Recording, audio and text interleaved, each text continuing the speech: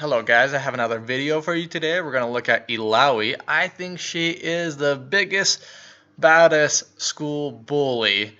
Doesn't like to chase down too much, but when you go and cross her path, she likes to beat on you hard and she likes to punish you. Um, I think she's an awesome champion. She's very deceiving and she's very, very strong and tanky. Now, with that being said, she has pretty awesome AD scaling. She loves armor pen, but most of all, she loves surviving because you'll do the most amount of damage with Illaoi if you can survive and tank more people. Now, I'll talk about that a little bit more in depth later, but she's an awesome, awesome champion. We're going to go step by step on this guide. Illaoi's passive is awesome. It allows you to place a tentacle wherever you're standing on terrain as long as it's far enough away from other tentacles, and it works immediately off of cooldown. So because of this reason, and this is true for any champion, but especially this champion, do not go AFK at the beginning of the game. It does not make sense. If you need to take a drink, you need a snack, you need to go to the bathroom, just do it before you queue. You should take advantage of that idle time right before the game starts to really get that advantage over your opponents. Regardless if you're going to double jungle, if you're going to solo raise or wolves or golems, you can place up to 3 on that note on any jungle camp. Her tentacles do a lot of AoE damage, and what's really strong about them is they heal you for 5% of your missing life whenever your tentacles are doing damage to an enemy champion, which makes her essentially very, very deceivingly tanky. She gets stronger as she gets weaker, which is why I think that she's really good to go tanky with. Essentially, the longer the fight, the more tentacles you have out, the more damage, and the more sustain you're going to have. Her Q allows her to slap down a tentacle out of her arm, which I think is pretty OP because I think it's longer and wider than what the animation actually shows. In either case, it's really, really strong when you're comboing it with her E, which rips out a soul from them. And if you manage to kill the soul, that champion becomes a vessel for a minute, whereas they spawn extra tentacles and and they take extra damage in the process. It's a very, very strong ability. In my opinion, I think her E could be the win or break in most lanes. Mid game, your W is probably one of your most important abilities. It allows you to jump at your target, and your tentacles will follow up with one attack as well. This is really, really important to be able to stay alive and to do damage, being able to proc your tentacles. Your tentacles will also proc off as soon as you pull out their soul. They will attack once, and if they become a vessel by you killing the ghost or of them running out of the range, then you will continuously be able to attack that person with your tentacles. Her ult is the game-changing mechanic. The more people you hit, the extra tentacles you get. Essentially, if you already have tentacles out, plus you hit all 5 of them, you're going to instant kill their whole team, and you're going to be able to survive through it. It does so much damage. You should not underestimate it. It's kind of like when Echo first came out. If he was able to effectively ult you, then he would do massive amounts of damage and instant kill you.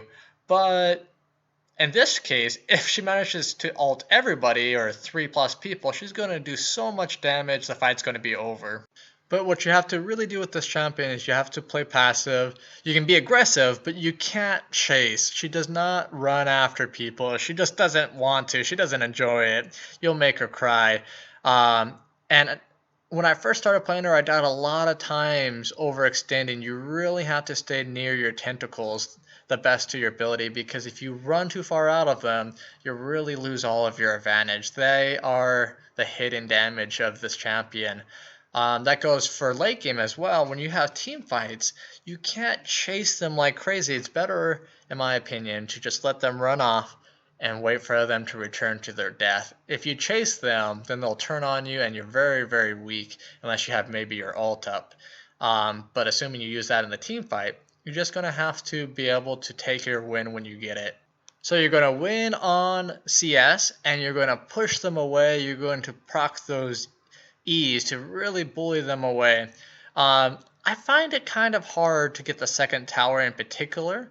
I find it very challenging because I don't think they can kill me very easily because you can set up shop and really make it impossible for them.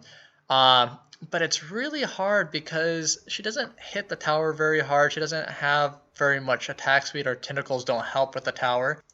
So with this champion, League of Legends' beefiest female character, you want to play either pushing towards their turret or playing on yours.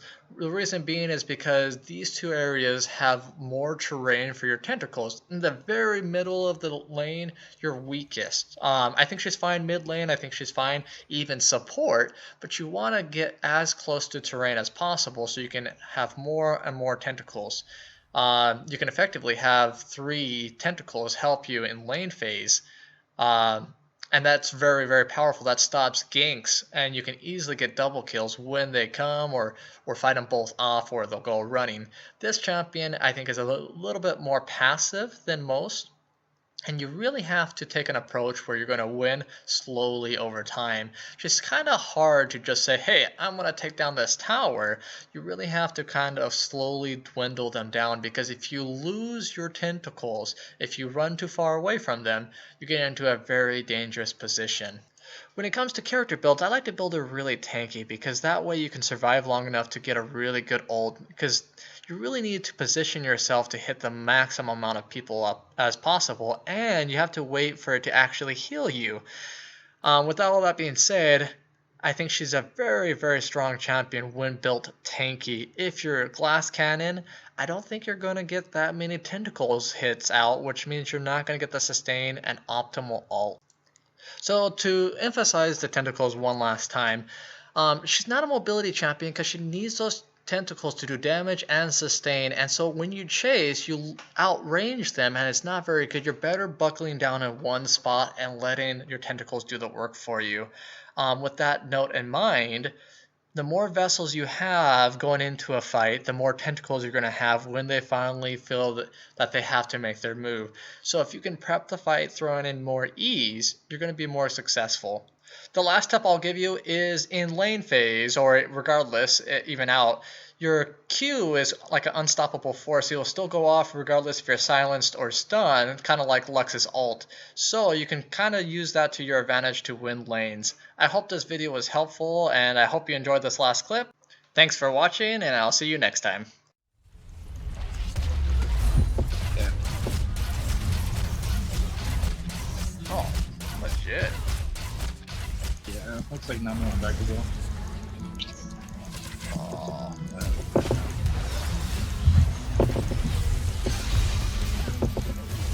gonna get dragon.